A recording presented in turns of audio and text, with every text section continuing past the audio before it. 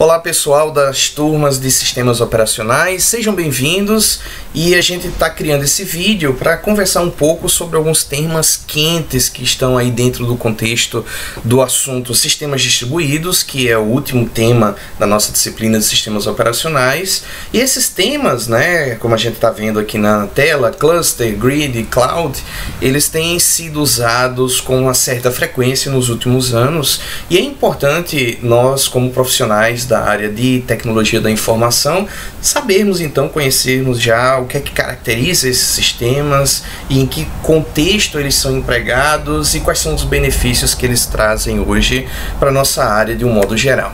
Então, primeiramente a gente tem que lembrar que o mundo da computação, ele meio que começou de uma forma centralizada, ou seja, a gente tinha o conceito primeiro dos grandes computadores que ocupavam um prédio todo, depois passaram a ocupar uma sala inteira e era aquela coisa que era até difícil de acessar, era concorrido, só grandes empresas tinham e quando tinham tipo um deles, e aí a gente começou a enxergar a computação com uma certa frequência como uma coisa que era puramente centralizada. Então, mesmo em alguns contextos onde a gente tinha até a figura de vários terminais, aqui na nossa figura a gente está vendo o esquema de um computador que funciona como um mainframe, né? Existe um servidor e vários terminais burros sem capacidade de processamento conectados a ele, que é o que está sendo mostrado também na figura aqui embaixo. Daí a gente passou para os computadores pessoais que pelo menos num primeiro momento foram utilizados de forma bastante centralizada, né? Bem isolados, a conectividade ainda era restrita e assim a coisa foi se desenvolvendo para o que eu estou chamando aqui nessa apresentação do mundo distribuído, né? Onde a gente tem o conceito de arquiteturas cliente-servidor, né? Clusters, grids, cloud computing, coisas mais revolucionárias que ainda estão sendo pesquisadas, como por exemplo redes veiculares, né? Onde os veículos eles estão trocando informações de forma puramente distribuída para facilitar, né, o dia a dia, a vida, a segurança do trânsito em geral. Então, à medida que a gente vai avançando dentro desse mundo distribuído, naturalmente a gente vai vendo o surgimento e o desenvolvimento de novos paradigmas, né?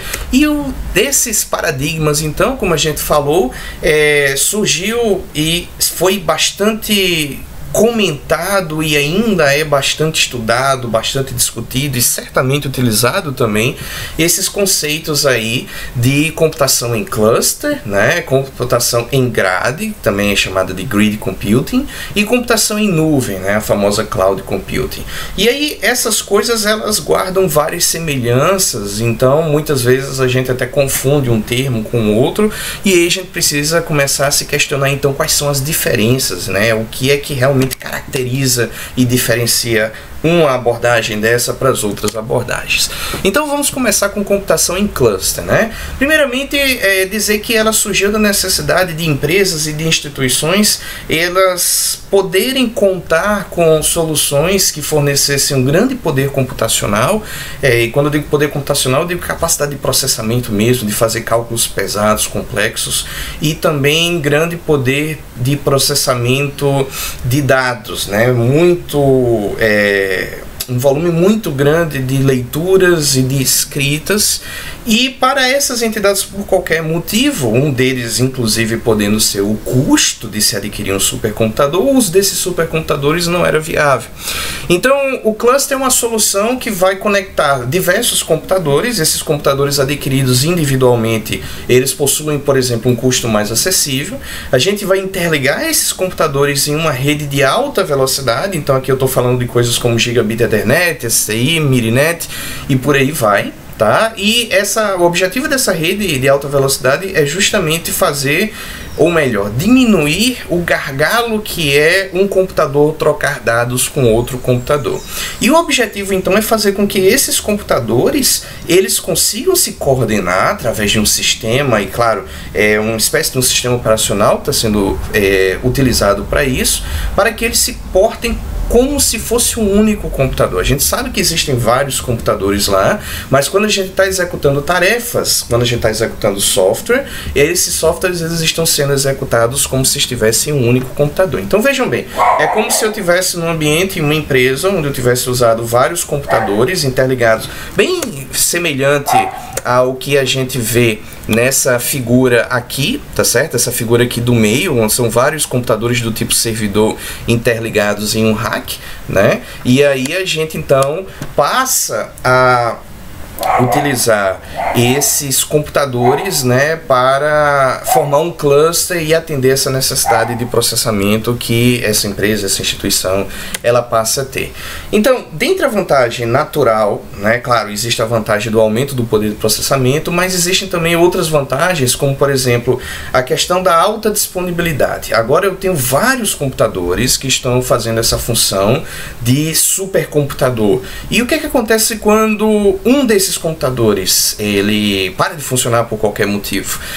A resposta é: o cluster deve continuar funcionando, ele vai perder um pouco da capacidade de processamento dele, ok, mas em princípio eu ainda tenho aquela solução computacional funcionando, que é diferente de um supercomputador. O supercomputador representa o que eu estou chamando aqui de um ponto único de falha, né? E uma das coisas também que faz com que o cluster ele consiga realmente ter esse ganho de desempenho é a questão do balanceamento de carga, ou seja, eu posso delegar tarefas de um computador para o outro para fazer com que o peso da conclusão, da execução daquela tarefa, ele seja o mais igualmente distribuído entre as máquinas que estão fazendo parte do cluster, tá? Então isso aí é o que um cluster faz nesse mundo dos sistemas distribuídos.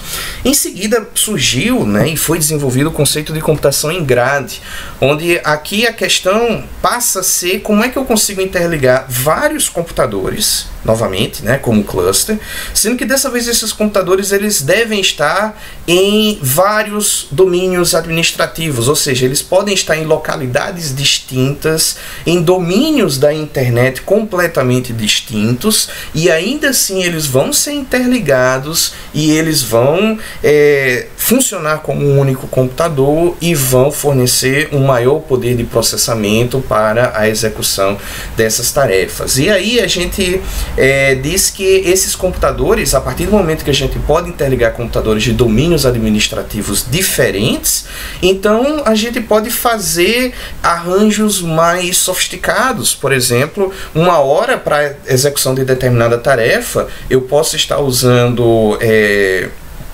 5 computadores de uma instituição, por exemplo, que esteja lá nos Estados Unidos, e daqui a pouco eu não estou usando mais aqueles 5 computadores, aqueles 5 sumiram e eu estou usando agora 3 outros junto com os computadores da minha instituição, e esses 3 outros estariam em outro lugar, por exemplo, Argentina, e aí essa tarefa estaria sendo distribuída então entre esses computadores. Por isso que a gente diz que esses computadores eles podem aparecer e desaparecer com certa frequência, né?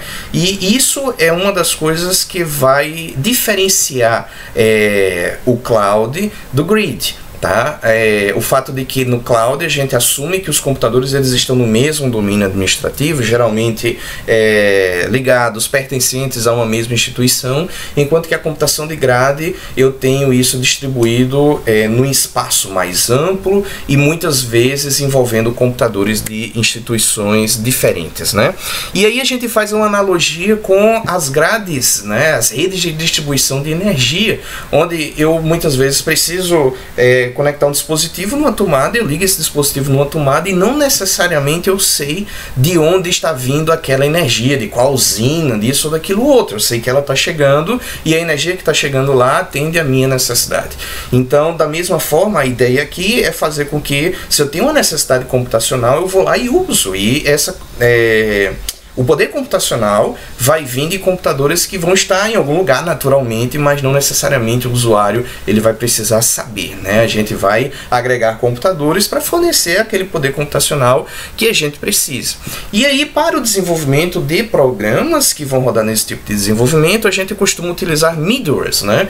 Que são sistemas que vão atuar, eles vão ser utilizados durante o processo de desenvolvimento de software, já para facilitar a tarefa de colocar o nosso software dentro dos padrões que são necessários para que a gente consiga fazer essa execução dentro desse ambiente da computação em grade. Tá?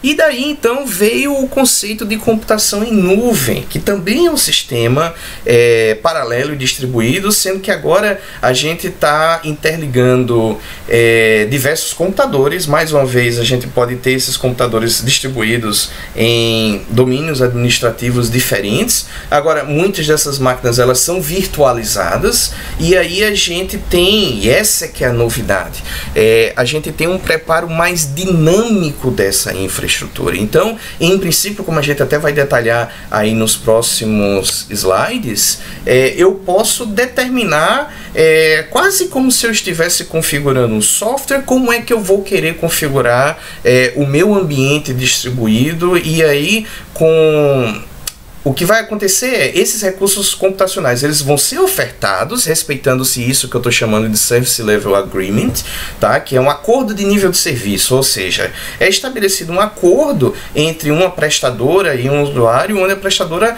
diz, né, acorda com o usuário que as características contratadas devem ser essa. E aí são garantias mínimas de qualidade de serviço.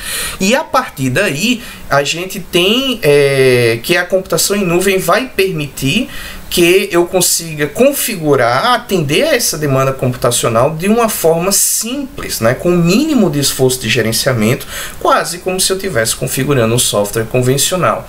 Então, essa abordagem ela é particularmente útil quando a gente está falando de computação ubíqua, ou seja, é aquele ideal de ter computação em todos os lugares, a todo momento, tá?